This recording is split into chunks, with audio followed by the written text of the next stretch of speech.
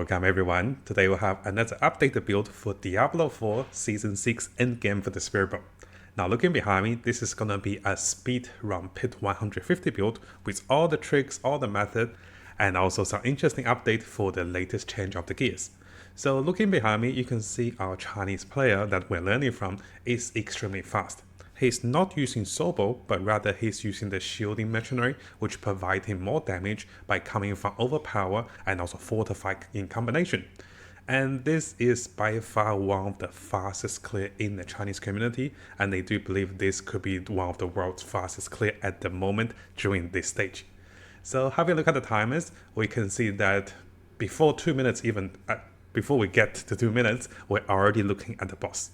And of course, using the combination that explodes summoning monsters onto the boss, we can take the boss down in less than 5 or 10 seconds if you have a look over here. So this is gonna be the latest Chinese build, and I want to update you guys of how powerful this build can be. So looking at the timers, it took him about 2 minutes and also 11 seconds to clear the boss with this latest update. Now going through some of the highlights for this build, and of course I'll go through with you guys in the notes as well afterwards. So for this particular build, we are using Mystic Circle together with the exploding monsters, which allows us to do a lot of damage. The Chinese content creator has changed back out of Sobo, but rather having the shielding machinery, which he does believe to provide him with even higher damage. There are several tricks that is among the Chinese community that is used for this particular build. You can see that he is moving pretty fast, so it's likely he is using the 200% movement speed trick, and also he did mention that there are some usage of the Necromancer trick, which allows him to have more temperance and also more stats. And finally, there is a recent discovery that seems to be able to disable the monster's special abilities when you cast Scourge. And this allows him to quickly explode monsters like this and doing even high damage while he disables the affixes. So those are some of the things I want to discuss with you guys in this video as well as we go through the notes. Now before we jump over to the builder's guide and also the notes, a thank you and also credits to暗黑泽泽, who has been pushing very fast and also very far among the Chinese community for this particular season, and we have learned a lot from him. We do have his latest updated builder's guide, and he has shared additional notes that we can go through. I have made translations for those notes, even highlights the most important part and also the tricks and also tips you guys should be aware in using this in-game setup. The Chinese players has also provided a less Paragon board for those of you that does not have all the points. So notice that his current Paragon board is almost to level 300. But the last Paragon board, it's around level 240, that should be enough for most of the players.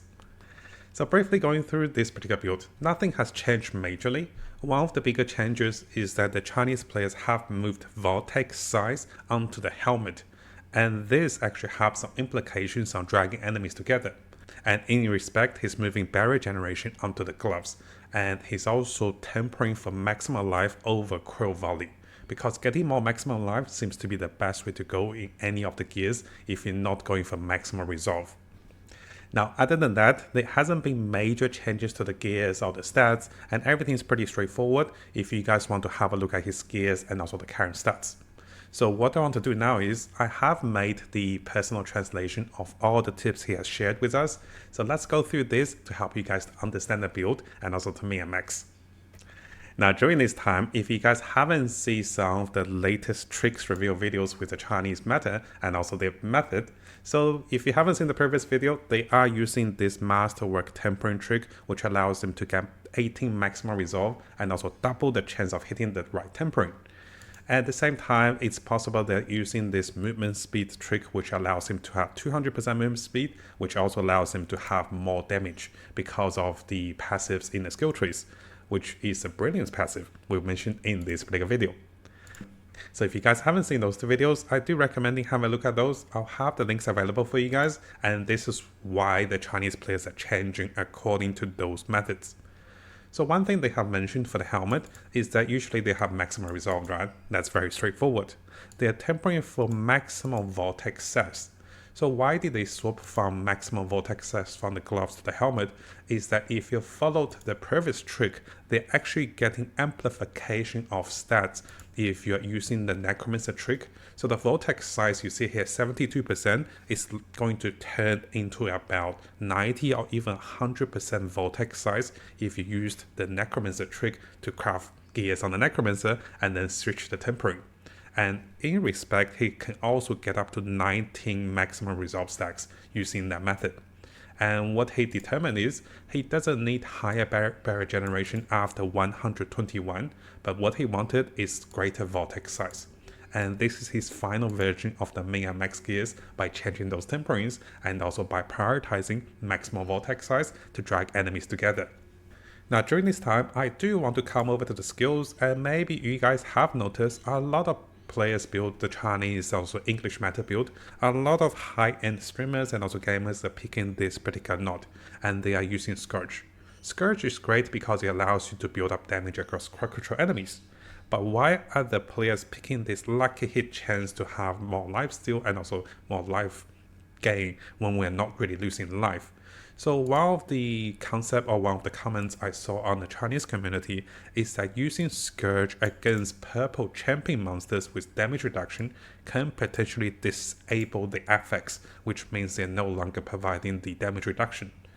And this can be a little bug with the calculations, or maybe this is not a planned intentional design for the skill, but this is one of the major reasons why everyone's going for this passive, and I think this is a hidden thing among both communities. Both English and also Chinese communities are going for this passive instead of getting more resource. It's not because they want more life. It is possible they are disabling the effects and also skills of other monsters that they're fighting against with Scourge, and this makes this particular skill even more powerful in the high level of gaming to push for faster clear. Now in terms of the mercenaries, we have had a video to look at Sobo, and Sobo is great in terms of map hacking. But in terms of raw damage output, once you have the Fortify with Rehan over here, or the shielding mercenary, his fortifying abilities will give you tons of damage bonus. He almost give you 50% more damage, and this is why the Chinese content creator over here, he's not using Sobo for good pathing choices, but rather he is going with his personal pathing choice. And they mentioned that if he's lucky enough to find the right map and also the right density of monsters, he doesn't need Sobo. And having the shielding companion or the mercenary will give you the highest damage if you want to push for those last 10 or 20 seconds for the end game of the pit. Now over here, we do have some additional translation notes of what are the most important affixes of gears of the skills you want to be looking into. So in terms of the gloves, we really want the affix that provide us with resource generation. And this is the lucky hit chance to get resource generation. You do not need a great affix for this one because that can be extremely expensive and also wasteful. At the same time, we're going with 2 right temperings on each of the gears.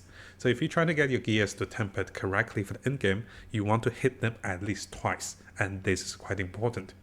One of the especially highlight is the Rod of Cataleptic. You want to hit the chance of casting core skill twice, at least twice, to deal the highest damage. And of course guys, if you're going with maximum resolve after hitting them twice, you can get about +9. You can get higher if you use the trick over here, but not all of us want to use the trick, right? And in terms of gaining the highest damage, if you can find greater FX life on any piece of the gears, that is the most important part. Because maximum life means higher barrier, and that means higher damage for the build. Now, one of the most common asked questions is about stacking armor and also stacking resistance for any of the build.